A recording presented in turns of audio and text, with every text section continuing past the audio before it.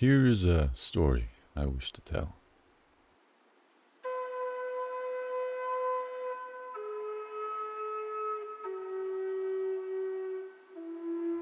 There are two people, Anna and Marta. Both of them are neighbors. Anna owns a cottage, a decent sized house with all the necessities, with a small yard, while Marta lives in a very luxurious mansion with a small yard. These two both get along perfectly and both live comfortable lives. Marta may have more than Anna, but Anna enjoys her life just as much as Marta. Marta finds thrill from doing business and increasing her finances to then have exciting experiences like bungee jumping, exotic mountain hiking, with luxurious meals in hotels.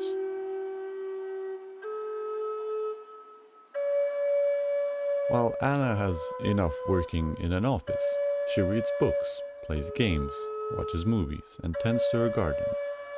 We could say Marta has more in her life, but that is only true in a certain area of her life. See, Marta sacrifices her time for work instead of friendships, family, and lives a stressful lifestyle due to that. Anna, on the other hand, sacrifices her potential to earn more money from her career to spend time with friends, family, and maintain a calm lifestyle.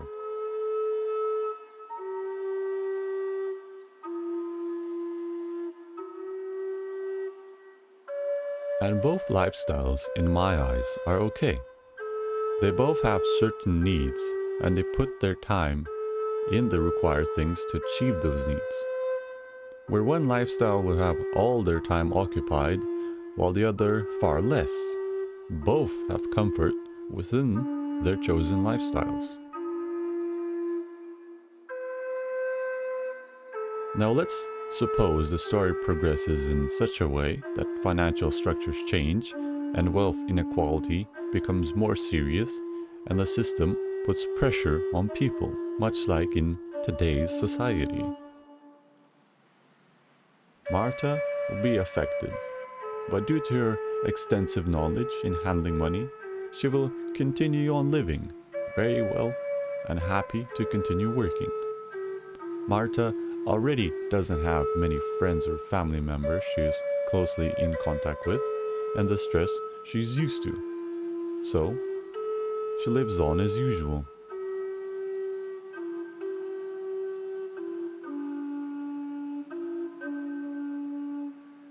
While Anna, our small cottage owner, is now struggling due to the financial strains and has to sacrifice her time to work more and stress over not having enough time for friends, close family, and her own well being.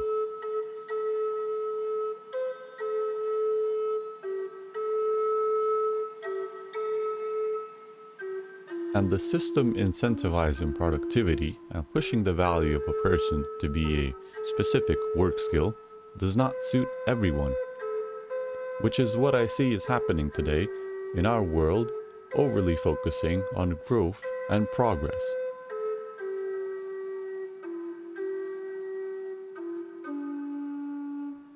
The world shapes itself to become a productivity machine. Communities and fun are but things belonging to children. The time for taking care of elderly to be paid to lowly wage workers. The concept of love and sexual intercourse is just a matter of time before it is set a price too.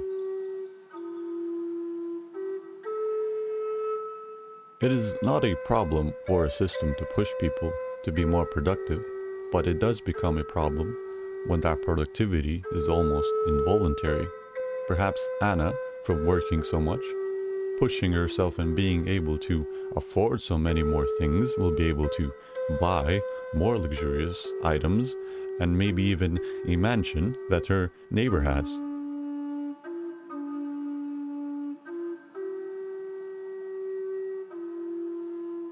But Anna doesn't want that.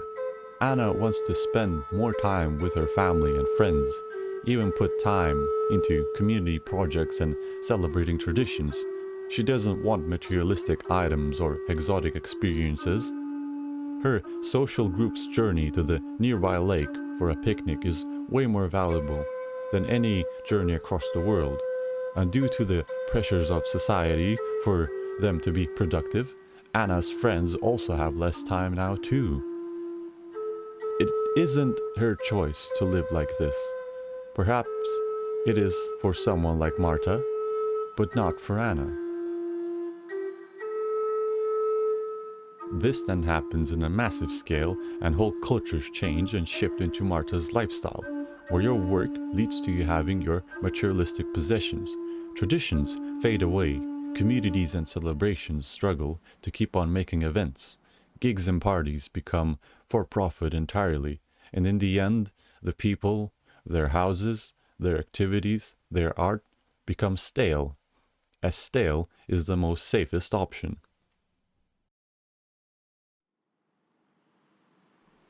But is it really such a fulfilling life, where we today have so little friends compared to in the past, where the internet friends we have are in reality an illusion for us, to not notice how lonely we really are?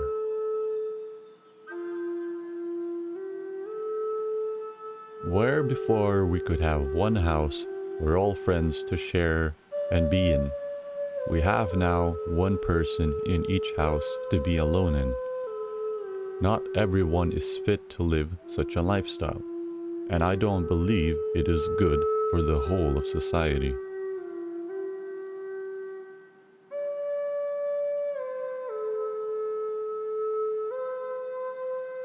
We should look upon the stories we hear about the workers who worked all their lives and retired, how they wish they did more than that, how they wish they lived life rather than worked life.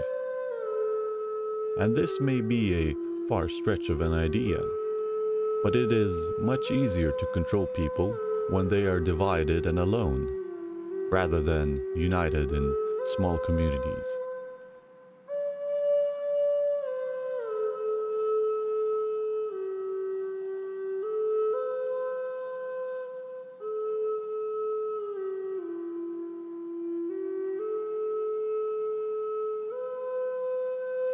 Think of it as this: if Marta, who has everything she needs, living in her mansion alone, looks out the window, sees everyone in her neighborhood struggling and depressed, her mansion being the small glimmer of light compared to the shadows that surround her estate.